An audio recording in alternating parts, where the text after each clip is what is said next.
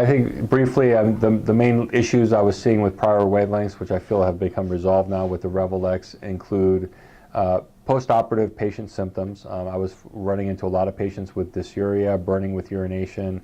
A lot of patients were describing having debris float through their urine weeks after the procedures.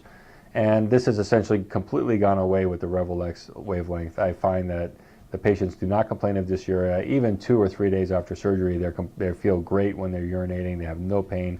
And also that tissue necrosis or tissue sloughing that we saw with the prior wavelengths does not happen. I think the wavelength is so good at ablating tissue at the depth that you want that it's not causing unintended necrosis deeper and then preventing all that tissue erosion that happens later.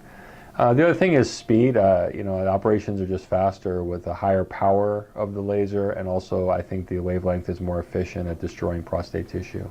I urge any urologist I speak to consider using this laser, to at least try it and decide for themselves. Unfortunately, I think urologists are creatures of habit. A lot of times they get used to a certain thing and they just say, well, this works for me and I don't want to change.